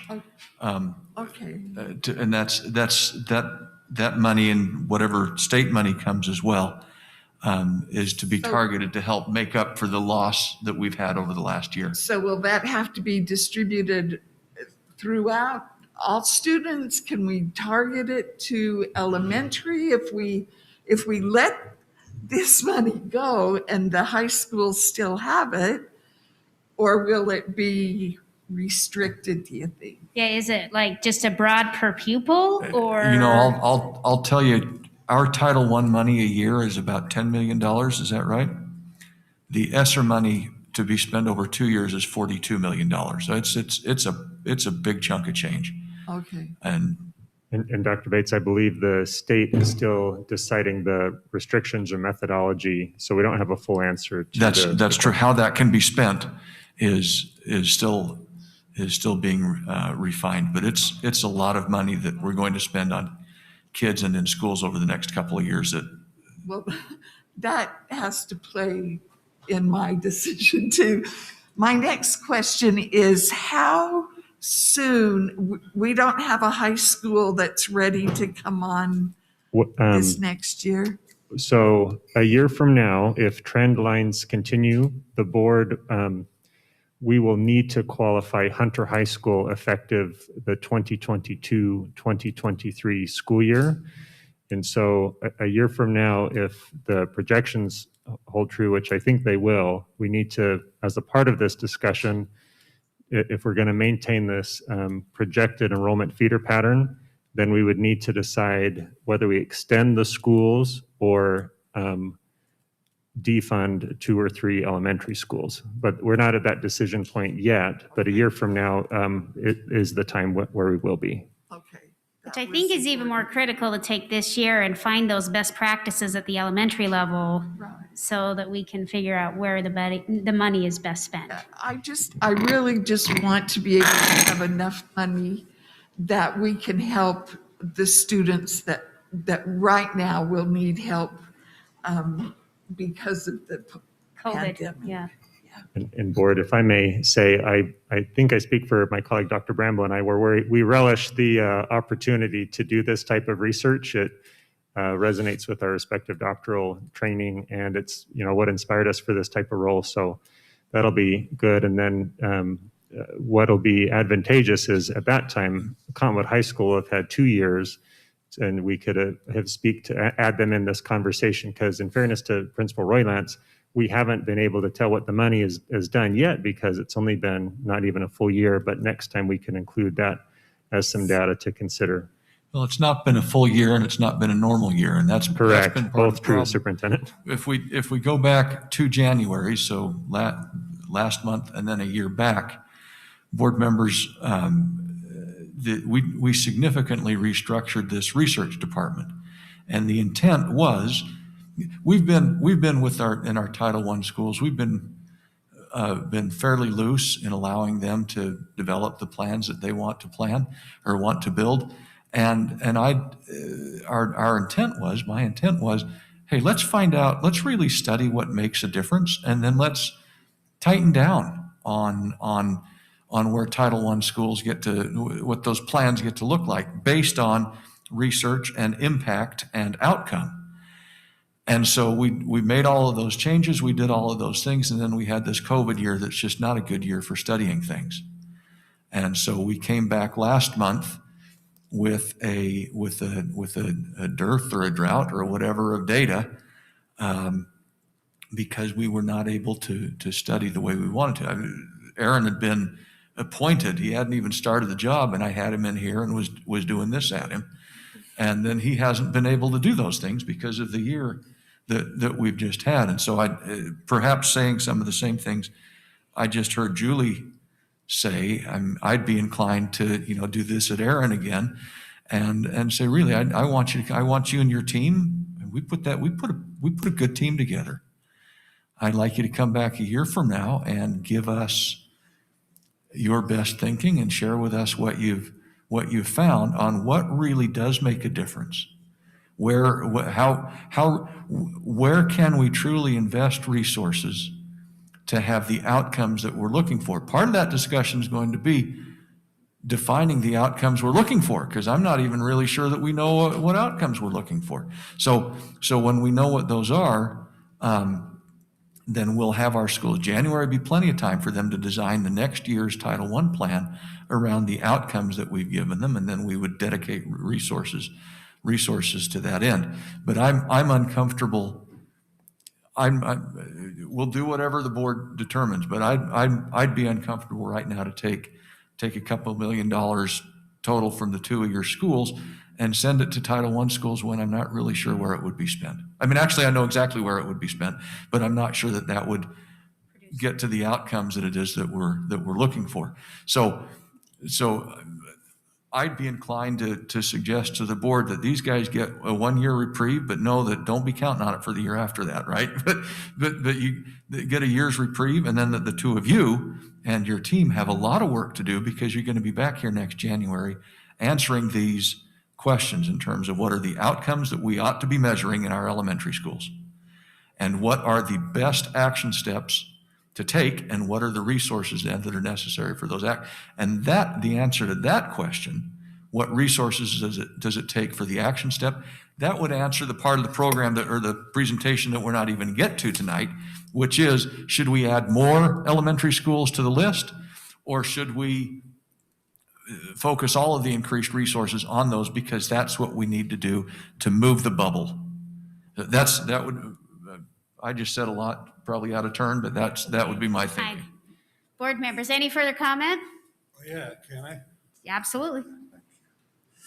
It's good to wait till the end, because everything. It's fine if you don't have anything to say, Terry, as long as you don't say it. And I do want to thank you. Yeah. For what you've done at all levels, K through 8 and our high schools. You've done some great things, and we look forward to seeing greater things be done. Aaron and Joan, can you, in 1 year's time, or 11 months really, provide us with the data that we need to be able to make that decision? We're still in COVID, and so it's not a normal time. Can you do that? I'll offer my response and then give Joan an opportunity for rebuttal. So I believe so, yes, particularly some of the methodology we can look at is research, retrospective studies, and then also looking through this year through the critical lens of COVID. Dr. Bramble and I have already laid some foundational work for this question, not knowing it would have been asked. So I'll be ready for our date in January. I'll probably even be wearing the same jacket.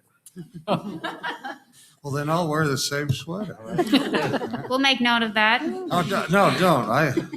Yeah, and I'm confident too that we have some good data that we've already looked at pulling to answer that question, and it is an important one to ask. So I appreciate that you're asking the critical questions and really looking carefully at how those monies are being spent, and we want to make sure that they're being spent effectively. So I feel confident too with the research that we already have, and we can take this year in light of COVID and answer that question.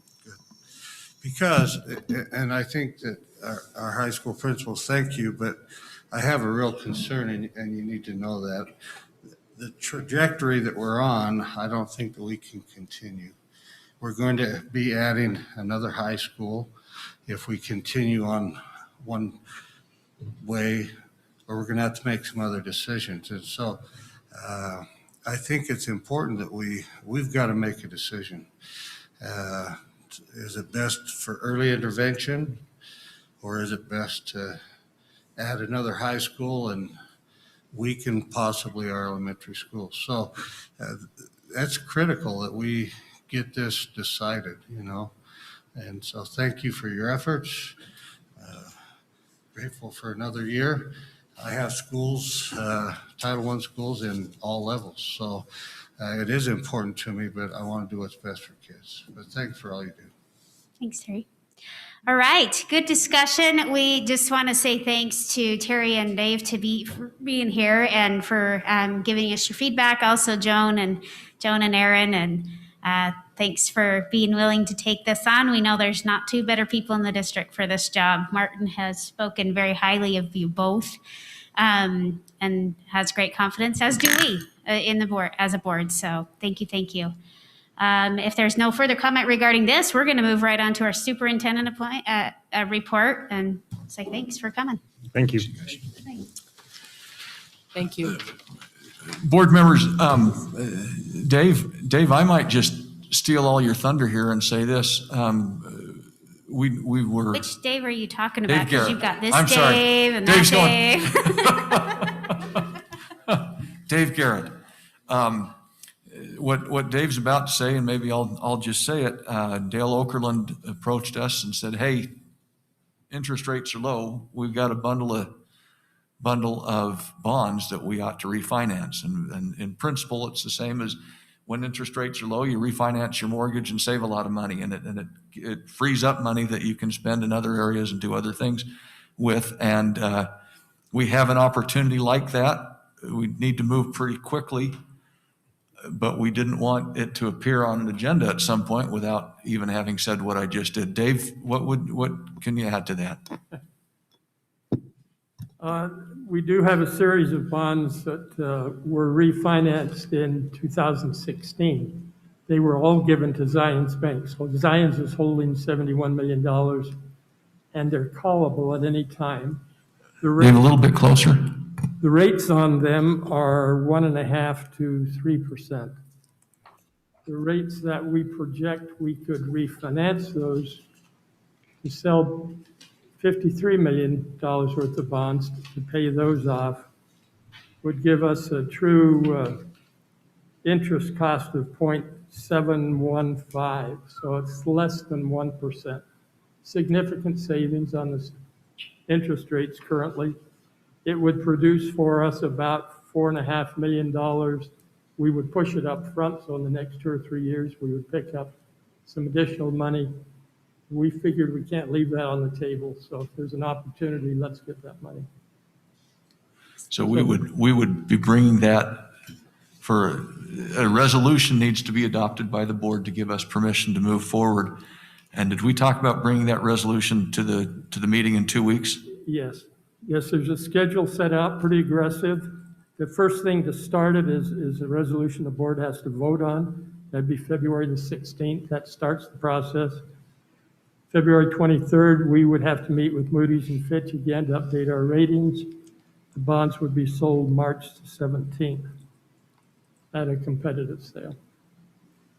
That's just letting you know that when you see that on the agenda for a couple of weeks from now, that's what it is that we're talking about.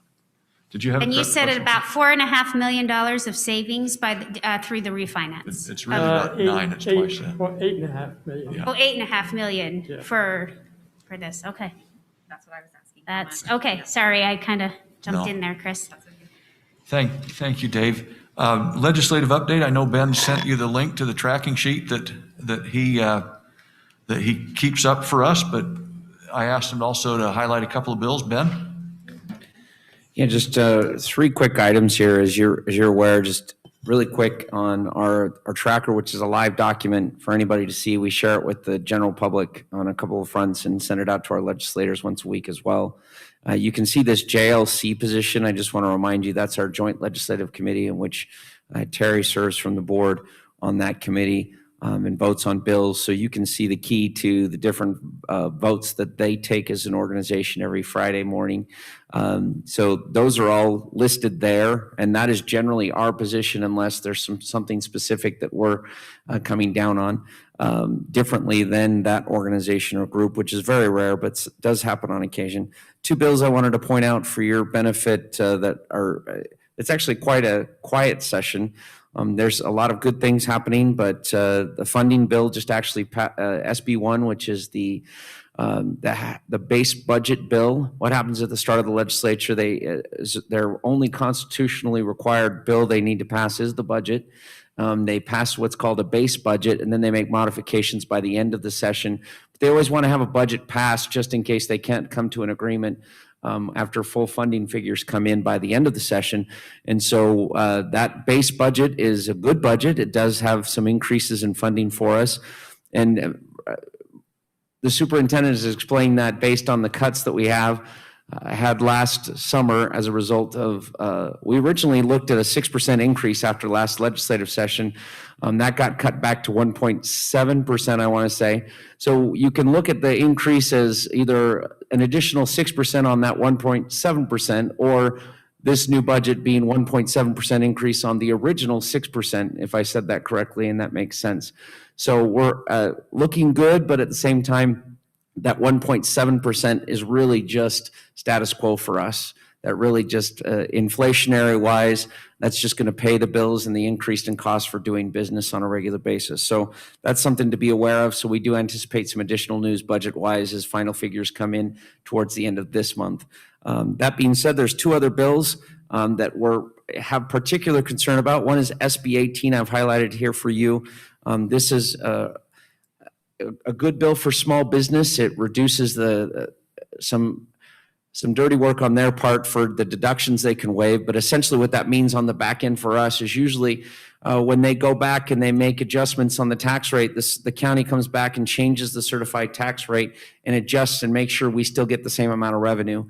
This bill is a straight up cut, so it would invariably cost us upwards of about $1 million. But we are working with the sponsor and the League of Cities, because municipalities are obviously and the county is very concerned about this bill and its impact on their revenues, which is straight up sales tax and property tax revenue.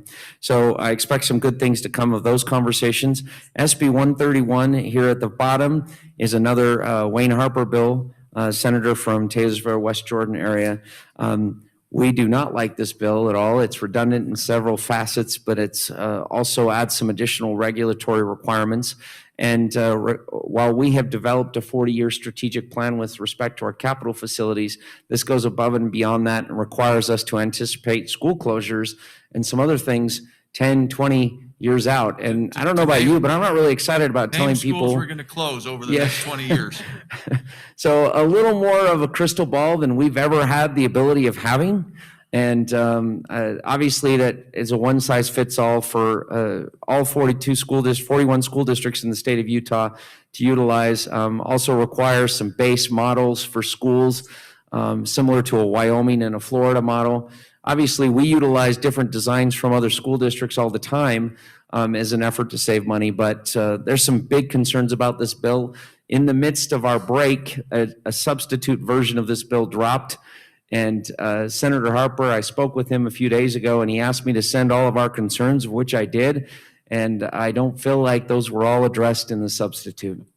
So unfortunately, we'll probably have to fight this bill with hopefully the help of the JLC. There's only one other bill I want to mention, and it's been numbered, but I haven't found it yet. It's a special education bill, and I've been working with our special education director, Bryce Day, on some of his concerns with respect to that bill, and I hope to have more information on that soon. Thanks.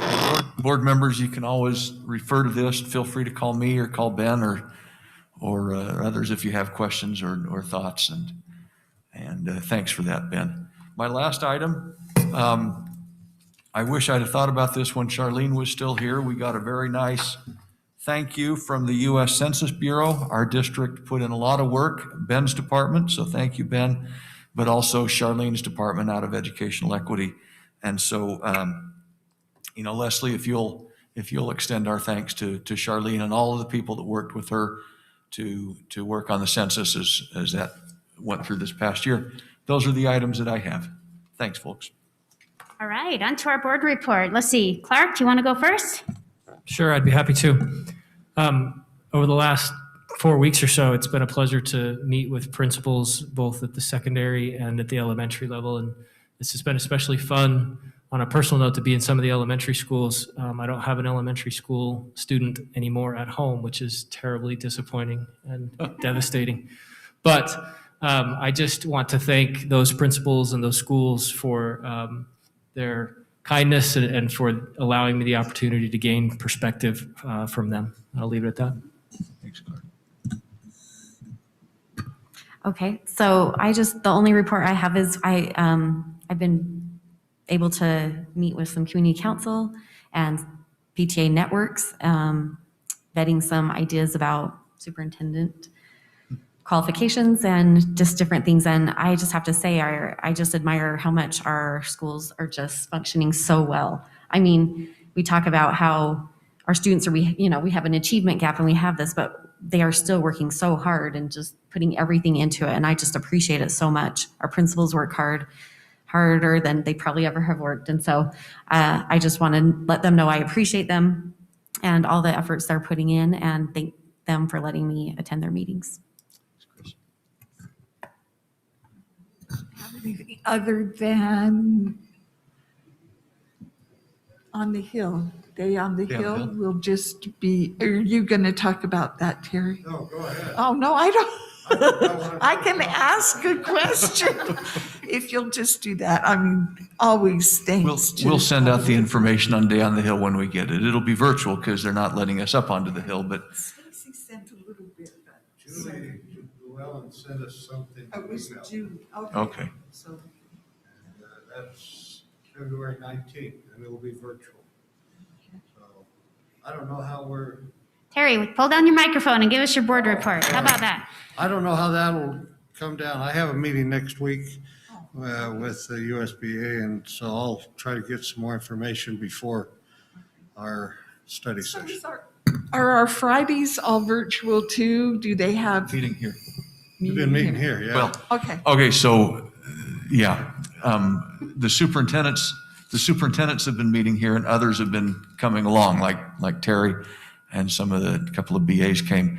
The school board's leadership doesn't want to do that, and so they're meeting together at USBA, but not letting anybody else in. That's not completely fair. So they're very limited at who's there, and everybody else is virtual.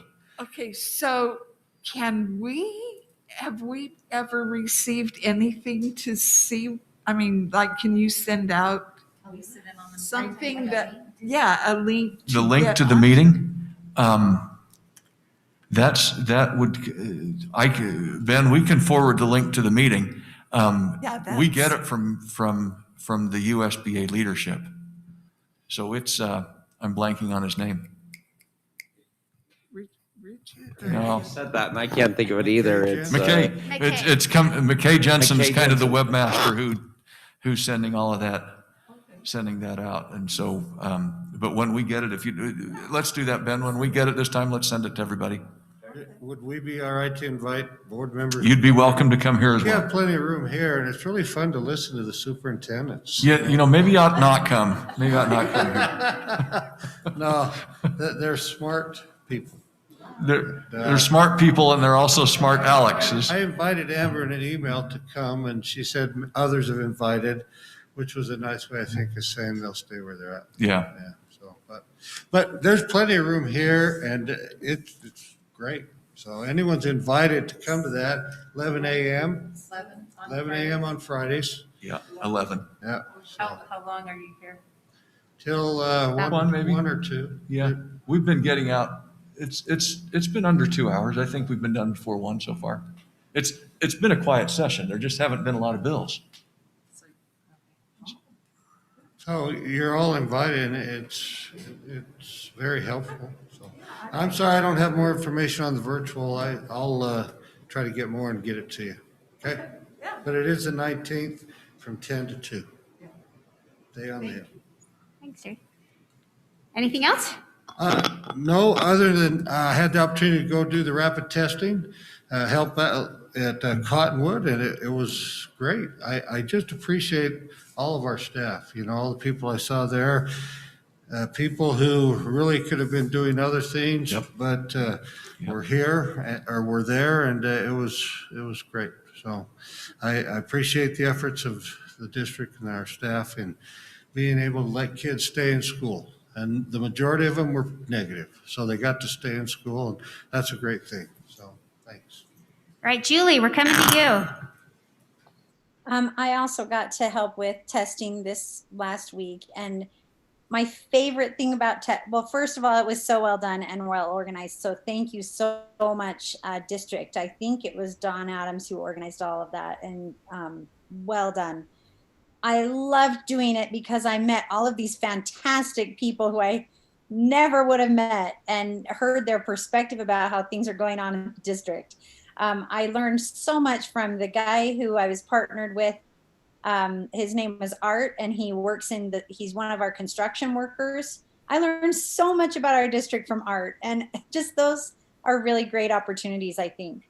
I also have been able to talk to so many people and in our community, teachers and community members, in council and in town halls, and just we have really dedicated people who really care and who are really intelligent about the way that they approach education for their kids, and I really appreciate that. I got to do a feedback session. I was just sort of like experimenting with a group of students at Olympus High, and man, I mean, those guys blew my socks off. I thought, I wish I were an employer and I could hire you right now. You guys are brilliant. They really spoke with such intelligence and insight. I really benefited from the things that they told me. So that was a real highlight of my week. And I really I don't know if Miss Bone is still in the audience there, but I appreciated so much that she came and spoke to us at the beginning of our meeting today. I just think those students have so much to say and so many insights that we need to listen to. I also just wanted to tell you that, so my family is distance learning for the umpteenth time right now because we have COVID in our family. And this week I have been listening, I'm also getting a degree. So while my kids are doing their schooling, I'm sitting with them and I'm doing my homework and I'm listening to their teachers. And one history teacher, I don't know, I didn't listen to the whole thing. I wasn't concentrating, but I heard him say, and so what do you think the French did? They made a proclamation. And all the students just go, again? Are you kidding me? And they are all, and he says, well, what would you do? They didn't know what to do. And there's this discussion. And then a few minutes later, he says, so they had no choice but to burn the villages. And the whole thing. What? Are you kidding me? I can't believe they did that. Don't they know the consequences are going to be this, this, and this? And just watching the engagement and even the engagement of my kids who were distance learning, I just felt like I was watching a master in action. And I've seen that of many of the teachers that my children are watching. And I just appreciate so much those efforts and that genius. When our teachers can really let their magnificence out, it makes such a difference and it affects us in such personal ways. And so I just wanted to tell our teachers you are recognized and appreciated for those moments of just brilliance like that. And that's all I have to say. Thanks, Julie. Nicole. I too just want to also say I've been able to get feedback from community councils and people in the community, and it's really been interesting to see their insights into what should qualify, a superintendent, and some of them have been really thoughtful. So I appreciate their thoughts in that. I would like to suggest that maybe for a superintendent snapshot that you do what a superintendent actually does. As opposed to what they think. just a suggestion. Yeah, and along with the test to stay programs, I also, Dawn and your team and probably Leslie for organizing the shots for everybody who's getting the vaccine. It's been very well run and organized, and you've heard my perspective on that. So thank you for all that you guys have done and getting that coordinated. I think it's run really well, and you guys have done a fantastic job. And Ben, if Ben's been part of that as well. Thanks, Ben. This is the time of year that you get super busy, and I know you don't have a lot that's on the plate as far as the legislative tracker, but I always appreciate that you do that and you take that on and that you publish that for us to keep track. And I know you guys have been busy as far as doing the superintendent brochure that got sent out. And I saw the training. I don't know if it was Stephen or who it was that did it, but this training on the smartphone that got sent out to all the parents, which was it's 5 minutes.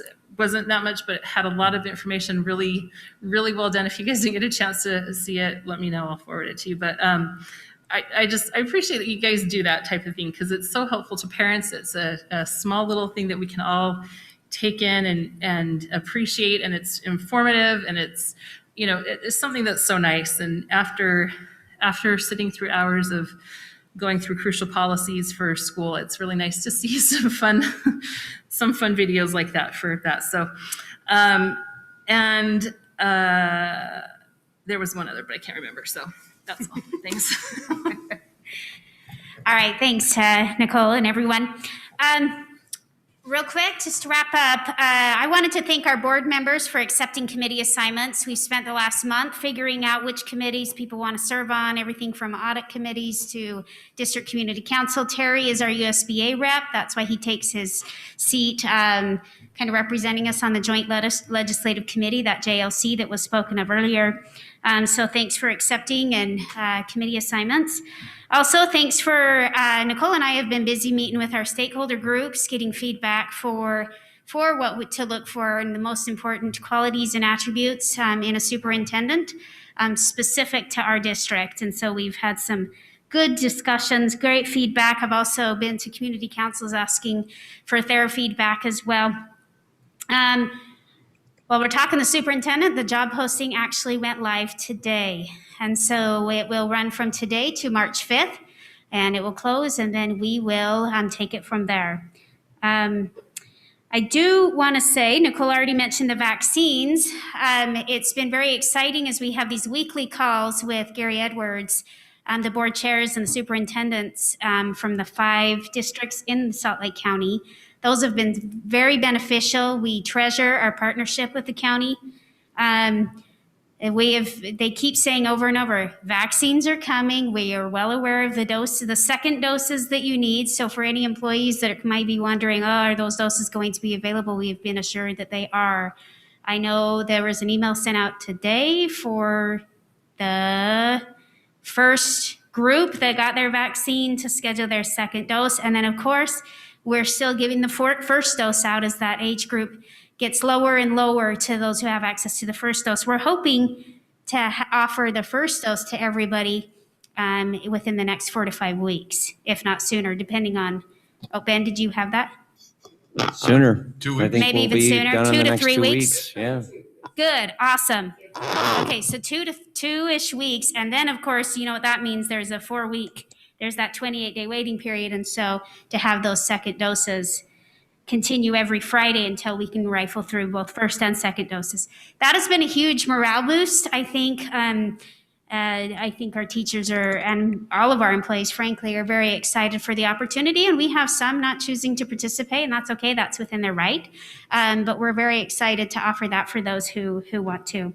On that note, you can imagine with COVID and the vaccine rollout, our communications department has been extremely busy. So that, Ben, and I know Donette plays an important part here, even though she's HR, but our secretaries and our nurses and our communications department, I want to reiterate, they are working overtime hours. There are thousands of emails, notifications sent out. Although, I don't know if thousands daily, but there are thousands being sent out with very little mistake. When a mistake is made, we just kindly ask for your patience and your understanding that mistakes happen, and we try to. There was a mistake made last week. We fixed it within 5 minutes, but unfortunately, when it goes out to a lot of people, just want to ask for your patience and understanding because our communications department are working 12 plus hours a day. So just wanted to give a shout out to Ben and his department. Donette has also had a huge role with COVID and vaccine rollout and all of that. We have wonderful employees working here for Granite. We have wonderful board members.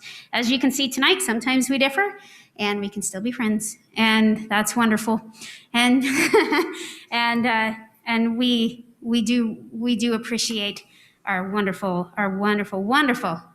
workers here at Granite. We have the best of the best, I always say it, and our kids are the benefactors. And we always want to keep them in mind because that's why we're all here. With that, Can I add one more thing? Oh, yep, Nicole has Sorry, one more I thing. remembered what it was. This is School Counselor Week also. And just give a shout out to our school counselors that I know it's registration time and crazy busy for our school counselors, but thank you for all you do to help our kids and guide them and lead them. And yeah, thank you. Awesome. All right, that is all I have for this evening. I'll wait for a motion to adjourn. Move to adjourn. I'll second it. We have a motion to adjourn and a second. All in favor, say aye. Aye. Thanks, everyone. Thanks, everyone. Bye-bye.